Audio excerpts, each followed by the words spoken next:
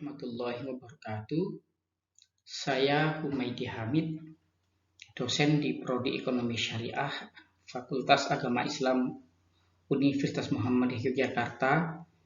Pada kesempatan ini akan menyampaikan materi tentang konsep akad dalam fikih. Akad. Pengertian akad. Ammal ma'nal 'am inda fuqaha'il malikiyyati wasyafi'iyyati wal hanabilah. Akad dalam pengertian umum menurut para fuqaha malikiyah, syafi'iyah dan hanabilah, fahuwa kullu ma 'azamal mar'u 'ala fi'lihi sawa'un sadara bi iradatin munfaridah kal waqfi wal ibra' wat talaqi wal yamin amihtaja ila iradataini fi insya'ihi kal bai'i wal ijari wat tawkili war rohni. Di akad dalam pengertian umum menurut Malikiyah, Syafi'iyah dan Hanabilah adalah segala tindakan yang dilakukan dengan sengaja oleh seseorang, baik yang timbul karena kehendak sepihak seperti wakaf, pembebasan hutang, talak ataupun sumpah, atau membutuhkan pada kehendak dua pihak dalam pembentukannya, seperti jual beli, sewa menyewa, perwakilan atau pemberian kuasa, dan gadai. Dalam pengertian khusus, akad itu adalah irtibatu ijabin biqabulin ala wajhin masyru'in yathbutu atharuhu fi mahallihi. Akad dalam pengertian khusus adalah keterkaitan antara ijab dan kabul menurut cara yang dibenarkan oleh syariat yang menimbulkan akibat hukum pada objeknya.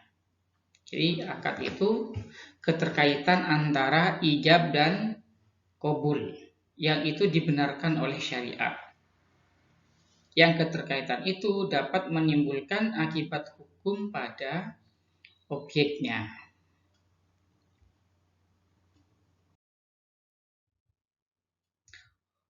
Rukun-rukun akad menurut Hanafiyah itu hanyalah ijab dan qabul. Menurut Hanafiyah, ijab itu adalah pernyataan pertama dari pihak yang melakukan akad, baik yang memindahkan kepemilikan ataupun yang menerima kepemilikan. Sedangkan qabul itu adalah persetujuan dari pihak yang menyatakan belakangan, baik yang memindahkan kepemilikan maupun yang menerima kepemilikan. Jadi kalau pernyataan dari penjual terlebih dahulu itu ijab. Kalau pernyataan dari pembeli dahulu itu juga ijab. Sementara pihak-pihak seperti penjual dan pembeli dalam transaksi jual beli ataupun objek akad seperti uang, barang, itu dalam pandangan Hanafiyah namanya hal-hal yang tak terhindarkan di dalam akad. Lawazimul akdi, bukan akad itu sendiri.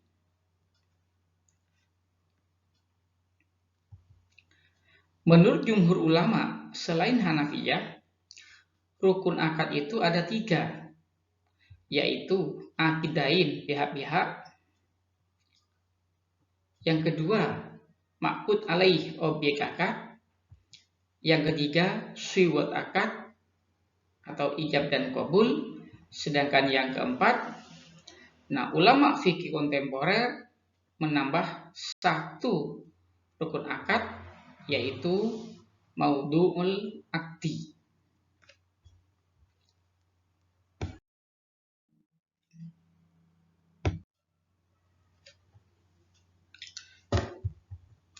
Selanjutnya syarat-syarat akad.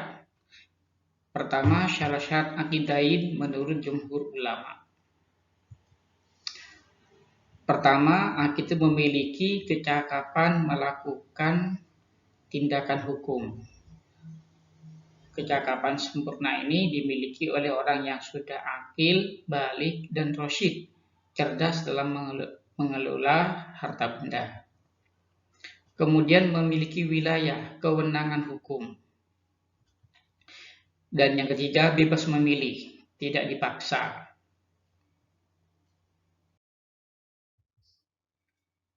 Pertama, wilayah. Wilayah itu adalah kewenangan untuk melakukan tindakan hukum tanpa memerlukan persetujuan pihak lain. Itu namanya wilayah. Wilayah itu yang pertama adalah wilayah asliyah, yaitu kewenangan seseorang untuk melakukan tindakan hukum atas hak miliknya, seperti menjual miliknya sendiri, membeli barang dengan uangnya sendiri, itu namanya wilayah asliyah. Yang kedua yaitu kewenangan sebagai pengganti, di mana kewenangan pengganti itu ada dua. Yang pertama, wilayah niyabiyah ikhtiyariyah, yaitu kewenangan sebagai pengganti karena ditunjuk oleh si pemilik, seperti wakil yang itu punya wewenang karena ditunjuk oleh si pemilik. Yang kedua, wilayah niyabiyah ijbariyah, yaitu kewenangan sebagai pengganti karena ditetapkan oleh hukum atau berdasarkan putusan pengadilan. Itu meliputi perwalian terhadap diri, seperti mengurus pendidikan, menikahkan. Kemudian perwalian terhadap harta benda, seperti mengurus harta benda milik orang lain.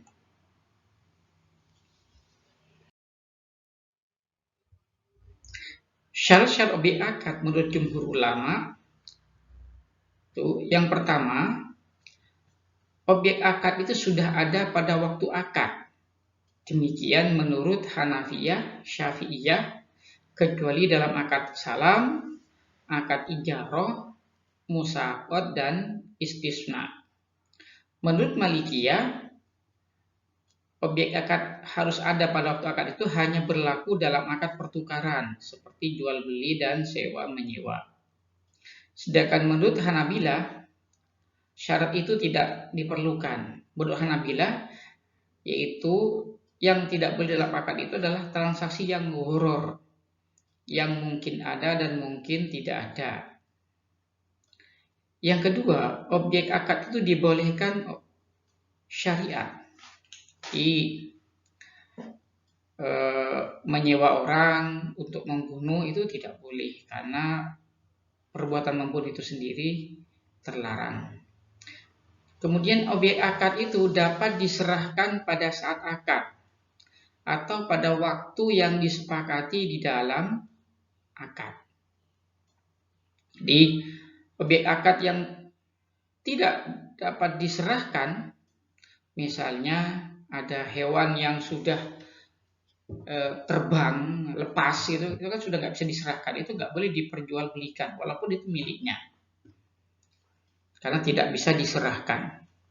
Kemudian yang nomor 4, objek akad itu hendaknya tertentu yang diketahui oleh dua pihak yang berakad. Jadi kalau seorang ayah mau menikahkan anak, dia punya 4 putri, itu harus jelas mana putri yang mau dinikahkan. Tidak boleh hanya menyatakan saya nikahkan salah satu putri saya. Tidak boleh, harus jelas. Misalnya Fatimah atau Aminah misalnya. Kemudian objek akad itu suci. Demikian menurut jumhur ulama selain Hanafiyah. Kalau menurut Hanafiyah, yang penting barang itu bermanfaat.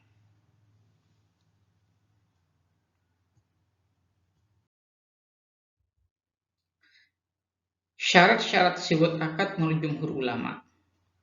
Pertama, siwat akad itu adalah sesuatu yang berasal dari dua pihak yang berakad, yang menunjukkan persetujuan masing-masing untuk melakukan akad atau transaksi.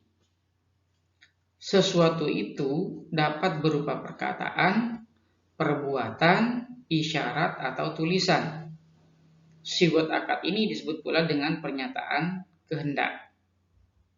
Nah, sigot akad itu terdiri dari ijab dan qabul.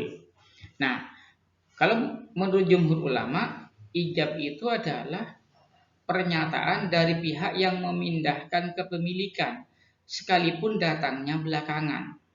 Di dalam jual beli, ijab itu adalah pernyataan dari penjual. Sedangkan qabul adalah persetujuan dari pihak yang menerima kepemilikan. Dalam hal ini adalah ucapan pembeli.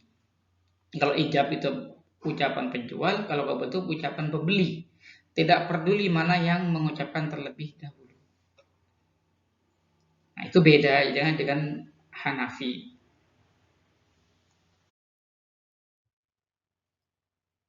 Bentuk-bentuk siwat akad menurut jumhur ulama, ada siwat akad berupa perkataan. Jadi misalnya saya beli barang ini, HP ini 3 juta. Ya, saya jual barang itu 3 juta. Itu dengan perkataan. Bisa saja siwat akad itu berupa perbuatan. Nah, seperti dalam transaksi itu, kadang beli makanan, karena sudah tahu harganya, jadi pembeli menyerahkan uang, kemudian penjual menyerahkan barang tanpa pakai ucapan. Itu namanya akad melalui perbuatan. Kemudian siwat akad berupa isyarat. Nah, itu bisa dilakukan misalnya oleh orang yang bisu, kadang itu pakai isyarat. Atau ada orang mungkin yang nggak ngerti bahasanya itu, kayak orang Indonesia yang ke Arab hanya nyebut beli barang ini gitu. Jadi nunjuk aja. Kemudian harganya paling mungkin hanya dengan misalnya 5 rial. Yang penjualnya itu hanya menunjukkan angka 5, berarti 5 rial. Itu pakai isyarat. Di isyarat itu bisa dilakukan oleh orang bisu, bisa juga dilakukan oleh orang yang sama-sama tidak paham bahasanya. Kemudian siwat akad itu berupa tulisan. Jadi akad yang dilakukan secara tertulis. Dalam transaksi jual beli tanah itu kan tertulis ya. Ada aktenya. Atau bisa berupa utusan. Jadi mengutus orang lain untuk menyampaikan sebagai wakil dari penjual atau wakil dari pembeli. Jadi utusan itu hanya mengucapkan. Misalnya seseorang diutus datang pembeli, terus dia menyatakan, nah, saya akan menyampaikan akad di penjual. Saya jual HP ini 1 juta, misalnya begitu. Nah, siwat akad itu untuk saat ini bisa melalui transaksi elektronik, ya. Jarak jauh, ya. Bisa lewat telepon, lewat internet, ya, seperti sekarang yang sudah banyak berkembang. Syarat-syarat ijab dan qabul. Ijab dan qabul itu menunjukkan secara jelas terhadap persetujuan kedua pihak untuk melakukan akad. Jadi ijab dan qabul itu intinya pernyataan, tindakan yang menunjukkan persetujuan dari kedua belah pihak. Dan qabul itu harus sesuai dengan ijab. Nah, namanya, jadi kalau saya jual HP ini 1 juta, maka qabulnya ya saya beli HP itu 1 juta.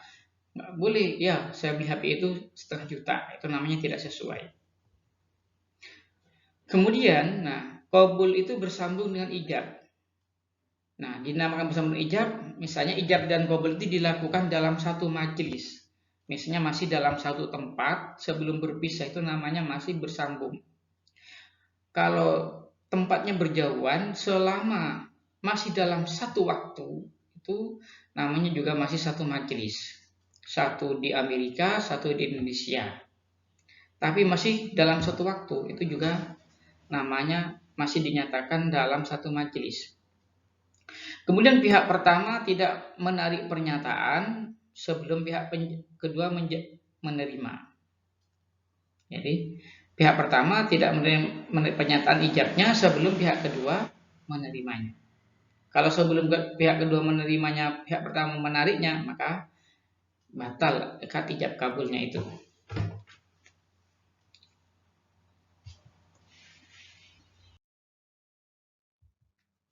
Syarat-syarat akad menurut Hanafiyah. Yang pertama, ada namanya syarat-syarat terbentuknya akad atau syurutul inqad. Jika tidak terpenuhi maka akadnya batal. Yang kedua ada namanya syarat-syarat sahnya akad atau syurutus shihah. Jika tidak terpenuhi maka akadnya fasid. Demikian kata Hanafiyah. Yang ketiga, syarat-syarat berlakunya akibat hukum akad, syurutun nafad. Jika tidak terpenuhi, akadnya menjadi mauquf, dipending. Yang keempat, syarat-syarat mengikatnya akad atau syurutul luzum. Jika tidak terpenuhi, maka akad itu belum mengikat. Belum mengikat itu artinya dapat dibatalkan secara sepihak. Kalau sudah mengikat, tidak boleh dibatalkan secara sepihak.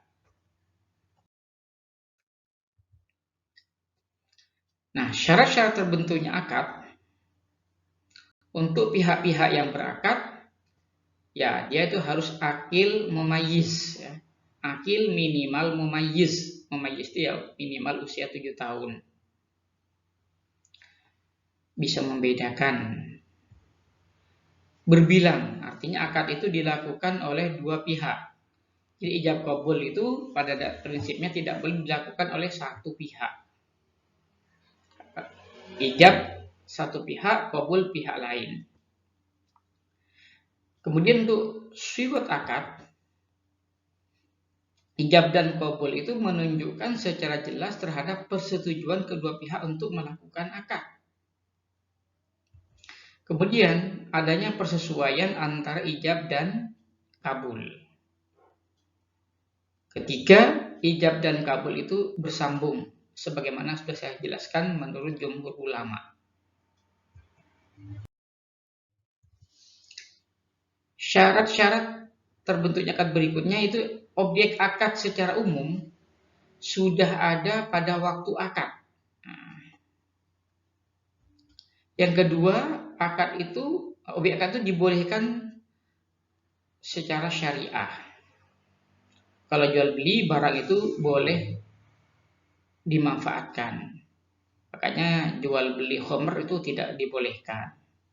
Kalau sewa menyewa juga jasanya itu halal. Tidak boleh sewa untuk membunuh, itu nggak boleh. Prostitusi itu juga sesuatu yang dilarang.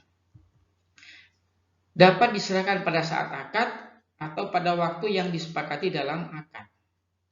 Makanya menjual barang yang sudah hilang itu tidak boleh. Kenapa? Tidak dapat diserahkan. Kemudian objek akad secara khusus, dalam akad nikah itu harus ada saksi. Tanpa saksi dalam nikah maka nikahnya itu tidak sah, ya, batal. Selain akad nikah, saksi hanya pendukung, bukan sesuatu syarat. Kemudian untuk akad hibah, pinjam meminjam, hutang ataupun gadai, maka benda itu harus diserahkan. Jadi kalau belum diserahkan maka berarti tidak sah. Jadi sebelum diserahkan akad itu tidak memiliki implikasi hukum. Memberi tapi barangnya belum diserahkan, maka si penerima nggak boleh ngambil sendiri sebelum barang itu diserahkan oleh pihak pemberi. Demikian juga dalam pinjaman, utang maupun gadai. Nah, tidak boleh bersyarat dalam akad jual beli, sewa menyewa, hibah maupun pembebasan hutang. Jadi nggak boleh misalnya menyatakan penjual, saya jual HP ini kalau si Ali sudah datang. Berarti kalau Ali nggak datang maka tidak terjadi transaksi jual beli. Maka jual beli yang seperti itu tidak sah. Itu namanya akad digantungkan pada syarat yang mungkin terjadi, mungkin tidak terjadi. Itu nggak boleh. Tidak boleh jual beli barang yang goror, tidak pasti adanya. Juga tidak boleh menyewa jasa untuk berbuat maksiat. Nah, itu. Jadi dalam sewa menyewa jasa, tindakan yang maksiat itu tidak boleh. Jual beli goror, jual beli yang mungkin ada, mungkin tidak ada, itu juga tidak boleh. Seperti padi yang masih hijau, itu kan bisa panen, bisa tidak, bisa gagal panen, maka itu nggak boleh dijual sebelum siap untuk dipanen, sebelum menguning.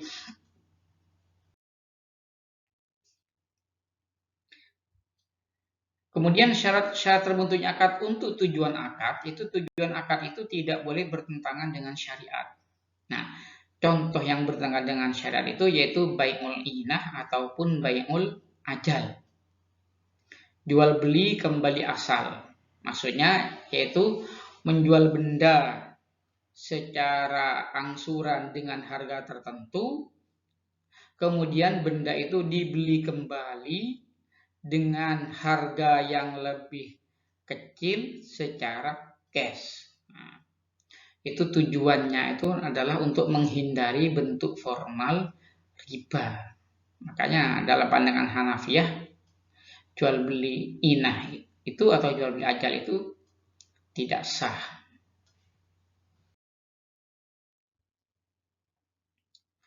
Berikutnya adalah syarat syahnya akad atau syurutus sihah, yang kalau tidak terpenuhi akadnya menjadi fasid atau rusak. Nah, pihak-pihak itu bebas, tidak dipaksa. Jadi kalau melakukan akad karena dipaksa, dalam jumhur ulama itu sah tapi fasid, rusak. Kalau rusak itu harus dibatalkan. Untuk objek akad tidak mengandung jahalah atau ketidaktahuan yang dapat menimbulkan pertentangan. Jadi kalau objeknya itu tidak diketahui yang potensial menimbulkan pertentangan, maka itu tidak boleh dijadikan objek akad. Tidak dibatasi waktu untuk jual beli dan nikah. Jadi saya jual barang ini selama 1 bulan, itu nggak boleh. Atau saya nikahkan putri saya selama 3 bulan, itu juga tidak boleh. Itu namanya dibatasi waktu. Jadi untuk jual beli dan nikah itu nggak boleh. Kalau sewa menyewa itu boleh. Ya.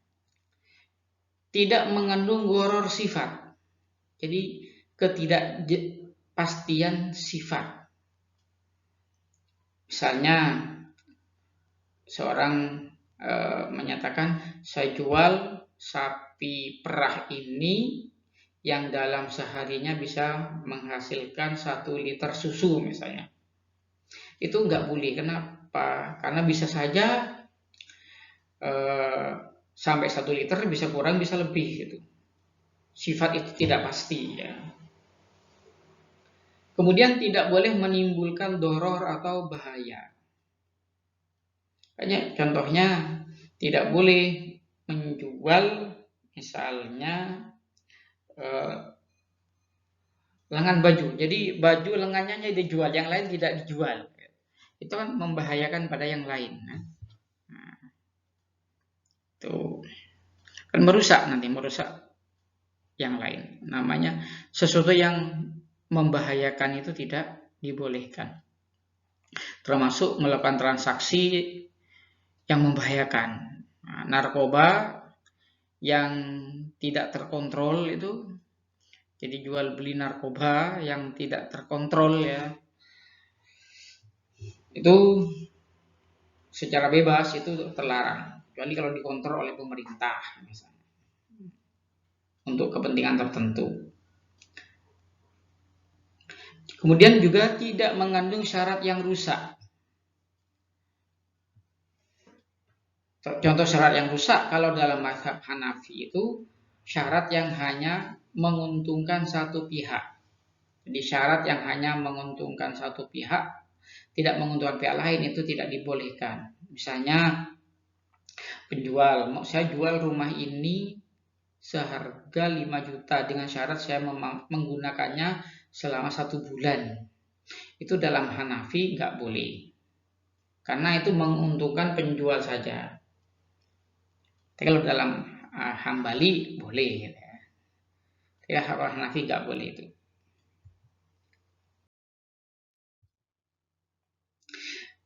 Kemudian berikutnya syarat-syarat berlakunya akibat hukum akad, syurutun nafah. Yang kalau ini tidak terpenuhi maka akadnya mauquf, dipending. Nah, pihak-pihak itu memiliki kecakapan bertindak hukum sempurna. Ya. Nah, kalau dalam transaksi muamalah di samping akil balik juga rosyid, cerdas. Jadi kalau ada anak-anak umur 8 tahun misalnya ya, datang ke counter HP mau beli HP, maka akadnya itu dipending, menunggu persetujuan orang tua atau wali dari si anak-anak itu. Kenapa? Kan HP kan termasuk urusan besar. Karena belum memiliki kecakapan bertindak hukum yang sempurna, maka keabsahan akadnya itu, berlakunya akad itu menunggu persetujuan orang tua atau walinya. Beda kalau dia itu anak umur 8 tahun beli permen, itu memang dia dikasih uang jajan oleh orang tuanya. Kemungkinan itu memang sudah disetujui oleh orang tuanya. Tapi kalau datang untuk mau beli HP atau beli mobil, anak usia 8 tahun itu menunggu persetujuan orang tua atau walinya. Nah, jadi akad anak mumayyiz tergantung pada persetujuan ortu atau wali. Kemudian memiliki wilayah atau kewenangan terhadap objek akad, baik sebagai pemilik atau sebagai wakil dari pemilik. Nah, wilayah itu kan sudah disampaikan sebelumnya, ada wilayah asliyah, yaitu kewenangan terhadap miliknya sendiri. Kalau niyabiyah itu kewenangan terhadap milik orang lain. Kalau yang ikhtiyariyah itu karena memang ditunjuk oleh pemilik. Kalau niyabiyah ijbariyah itu karena ditunjuk oleh hukum atau pengadilan. Oleh karena itu akad fuduli, akad yang dilakukan seseorang terhadap milik orang lain tanpa persetujuan yang bersangkutan. Nah, kalau menurut Hanafi itu sah, tapi akibat hukumnya tergantung pada ratifikasi atau persetujuan pemilik wilayah, pemilik kewenangan itu. Kalau si pemilik menyetujui, maka akadnya berlaku. Kalau tidak, maka tidak berlaku. Demikian menurut Hanafiyah. Ya. Bahkan Hanafiyah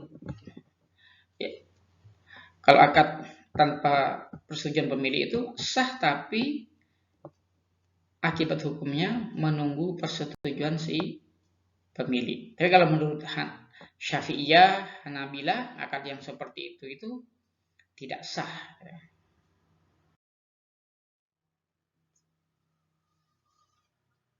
Kemudian syarat-syarat mengikatnya akad atau syurutul luzum. Nah, untuk jual beli dan sewa menyewa itu terbebas dari segala macam khiyar. Jadi selagi masih ada khiyar, maka akad itu belum mengikat. Kalau belum mengikat berarti bisa dibatalkan secara sepihak. Khiyar itu ada khiyar majlis, ada khiyar syarat, ya, ada juga khiyar aib, ada khiyar ru'yah, ada khiyar ta'yin, dan lain sebagainya. Yang nanti dapat dijelaskan dalam pembahasan jual beli misalnya. Demikian akhirul kalam. Wassalamualaikum warahmatullahi wabarakatuh.